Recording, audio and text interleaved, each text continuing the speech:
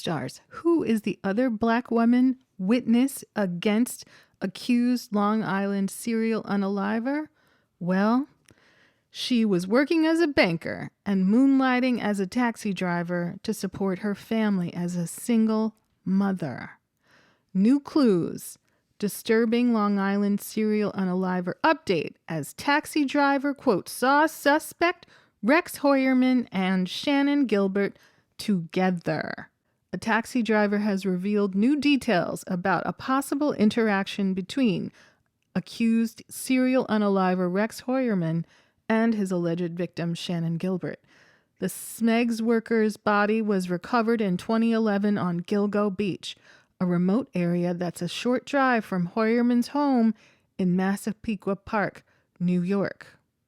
The unnamed cab driver claimed she came across the serial unaliver twice over the span of several weeks in 2009. John Ray, an attorney for some of the Gilgo victims, alongside Suffolk County Police Commissioner Rodney Harris, read aloud from the disturbing affidavits at a news conference Wednesday. One night, the driver's dispatcher sent her to pick up a woman at the Sayville Motor Lodge, a now shuttered motel about 55 miles east of New York City. The caller had specifically requested a female driver. After arriving, the motorist waited several minutes. She flashed her lights at the motel room and honked her horn. Eventually, a large man came out. The driver later identified him as Hoyerman. He appeared to have a bit of a belly. He ran to the side street. He tried to block his face with his arms. Shortly thereafter, the woman who had called the cab emerged from the hotel room. The driver believes this person was Gilbert. She was able to identify the woman because of her eyes and details she provided about her family. She was crying and shaking. She said that we had to get away from there. Gilbert then explained why she was so startled. She alleged that Hoyerman, who she met on Craigslist, called her out to Long Island and promised to take care of her, her family, and her boyfriend. He handed her an envelope, but when Gilbert opened it, she realized it was filled with cut-up paper. Oh, no. The two eventually got into a confrontation. She saw a rage in his face, the taxi driver said. She said that he shook her and that he was aggravated. He got aggressive, so she ran into the bathroom and locked herself in there. She said he banged on the door. The driver said she spoke to Gilbert in front of the motel and at the Ronkonkoma train station where she was dropped off. After the driver got called to pick up another passenger, Gilbert waited for her train inside a different cab. The driver claimed she encountered Hoyerman again at a Ronkonkoma bar in October 2009. When I arrived at the bar, I observed an extraordinarily large man wearing an army-like fatigue jacket, crouching down on a very small street next to the bar, she recalled. He claimed he was a police officer who worked in Brooklyn. Although the driver didn't remember their planned destination, she said she and the accused got into a verbal altercation. Quote, "We're going for a long ride in the woods," he told her. Hoyerman got upset when the woman said she would need to check in with her dispatcher about this first. He insisted he wanted to unalive me. I heard him click a pew-pew. The dispatcher heard what was going on and told Hoyerman he had put a call in to the police. Dun, dun, dun. The driver eventually stopped the car and refused to move. She told Hoyerman she wouldn't press charges if he got out of the car. He eventually left the vehicle and asked a different driver for a ride, but they refused. The taxi driver said the accused unaliver walked to a nearby wooded area and that the dispatcher heard him fire 2 pew-pews. As the motorist left the area, she came across a police officer and told him what had happened. Crazy, right? You brush with this character not only once.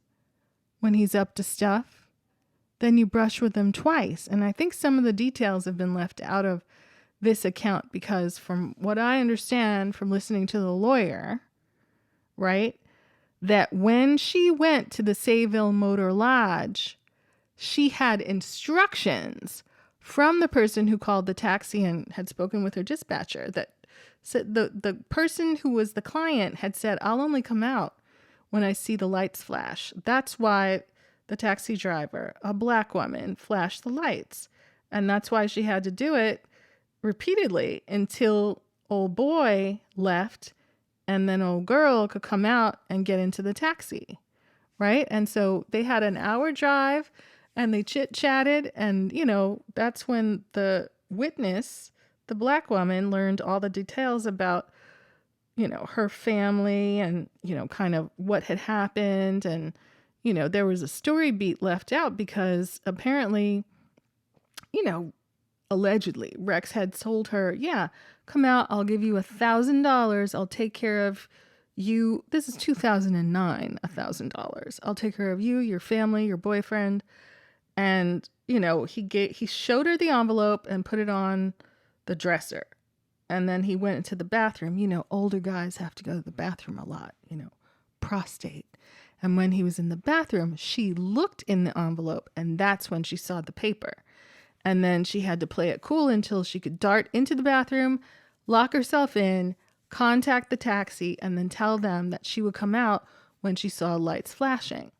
And apparently, when he got into the taxi in the part 2 encounter, right, when she went to that bar and he was crouching around and he told her, we're going to go for a long drive in the woods. And she was like, no, we're not.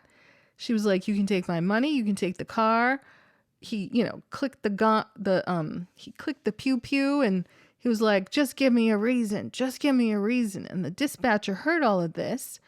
And then eventually he got out and then she drove away. But her feeling and what the black woman told the lawyer is that the way that he asked for a female driver of a taxi at that bar, and he had the camouflage on and the whole thing, is because he knew there weren't that many women drivers, and he knew that he had encountered a black one when his, you know, other prey had allegedly escaped earlier, right?